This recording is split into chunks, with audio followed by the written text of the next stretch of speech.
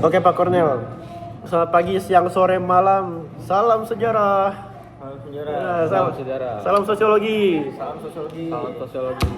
Nah, pada hari ini, pagi, siang, sore, malam hari ini saya akan menjelaskan kami akan menjelaskan tentang ancaman disintegrasi bangsa dari DI, TII hingga PRRI Permesta.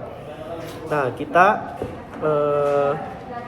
memiliki kelompok yang dianggotakan saya sendiri, Evan Teriel, Brafonso. ini. Saya Richmond Armando. Nah,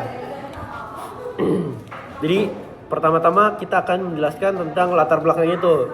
Ini bukan tujuan tugas ya Pak, ini latar belakang Pak. Salah ketik Pak, maaf Pak. Ya. Jadi yang pertama itu latar belakang ya Pak.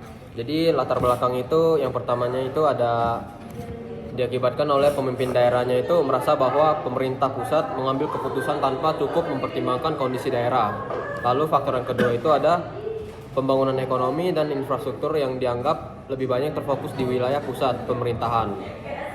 Lalu faktor yang ketiga itu ada sebagian kelompok memiliki pandangan ideologi atau tujuan politik yang berbeda dengan pemerintahan pusat.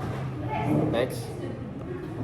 Nah, jadi pendahuluan dari materi ini tuh pada masa awal kemerdekaan Indonesia itu menghadapi sangat banyak tantangan dalam menjaga persatuan dan juga kesatuan negara Pak. Jadi beberapa daerah itu dan juga kelompok merasa kayak nggak puas gitu karena adanya kebijakan pemerintah pusat yang menyebabkan muncul berbagai gerakan pemberontakan seperti pemberontakan dari DITII, PRRI, dan Permesta sehingga menjadi ancaman serius bagi keutuhan negara kesatuan Republik Indonesia Pak. Oke, yang selanjutnya adalah disintegrasi bangsa. Kondisi ketika persatuan dan kesatuan suatu negara mulai melemah atau terancam karena konflik politik, sosial, atau ekonomi. Dalam situasi ini, muncul gerakan atau kelompok yang ingin memisahkan diri dari negara atau menentang pemerintah yang sah. Pada masa awal kemerdekaan Indonesia, disintegrasi bangsa menjadi ancaman nyata karena beberapa daerah merasa kepentingan tidak diperhatikan oleh pemerintah pusat.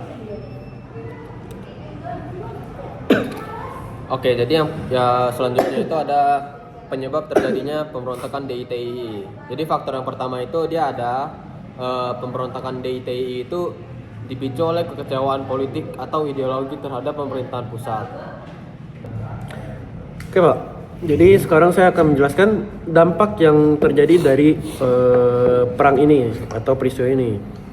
Jadi yang pertama itu pasti ada korban jiwa dan juga kerusakan infrastruktur. Nah maksudnya itu perang gerila dari DITII ini menimbulkan sangat banyak korban jiwa baik dari militer maupun masyarakat sekitar, yang dimana infrastruktur seperti desa, jembatan, dan juga jalur komunikasi sangat rusak parah yang menyebabkan ekonomi pedalaman pun lumpuh. Yang kedua itu ada terhambatnya pembangunan nasional. Jadi pemerintah ini pas itu mengalihkan anggaran pembangunan itu ke sektor militer untuk menumpaskan pemberontakan. Nah, operasi seperti operasi pagar betis itu sebenarnya memakan banyak sekali biaya besar Pak, yang dimana memperlambat stabilitas nasional. Yang ketiga ada trauma psikis dan juga ketakutan yang dialami oleh masyarakat. Jadi masyarakat itu hidup dalam ketakutan akibat kekerasan dari DI dan juga TII maupun operasi militer pemerintah. Dan itu sangat banyak warga yang dipaksa untuk membantu logistik sehingga menimbulkan trauma berkepanjangan. Yang keempat itu ada munculnya sentimen separatisme. Keberlangsungan DITII itu di beberapa daerah memperkuat rasa kedaerahan. Jadi hal ini itu memicu munculnya tantangan terhadap pemerintah pusat di masa berikutnya. Yang terakhir itu ada penguatan ideologi Pancasila. Jadi berakhirnya DITII ini menegaskan Pancasila sebagai dasar negara yang final, yang dimana penangkapan Sekar Marijan Kartosuwiryo pada 1962 menandai berakhirnya ancaman besar terhadap NKRI. Next ya Pak. Oke, saya akan menjelaskan penyebab PRRI. Yang pertama adalah Pemberontakan PRRI merupakan protes terhadap ketidakadilan ekonomi dan sistem pemerintahan yang terlalu sentralistik.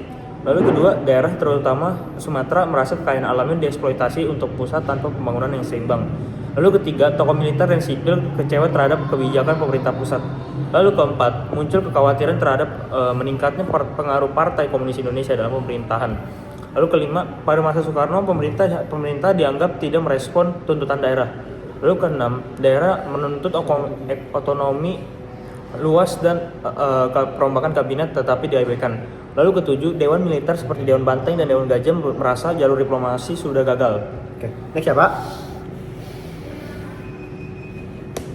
Oke, saya akan melanjutkan penjelasan dari dampak PRRI. Dari sektor politiknya itu, dia memperkuat kekuasaan Presiden Soekarno dan memicu lahirnya demokrasi terpimpin. Lalu dari sektor keamanan, operasi militer besar-besaran yang menyebabkan jatuhnya banyak korban jiwa dan kerusakan infrastruktur di Sumatera. Lalu dari sektor sosialnya dia menyebabkan penimbulan trauma mendalam bagi masyarakat Minangkabau serta memicu gelombang besar bagi orang merantau karena tekanan dari politik. Lalu dari sektor partainya pembubaran Partai Masyumi dan PSI karena tokoh-tokohnya terlibat dalam gerakan tersebut. Lalu dari sektor internasional terbongkarnya bantuan rahasia Amerika Serikat atau CIA kepada PRRI yang membuat hubungan RI dengan Barat sempat merenggang. Oke, Next ya Pak.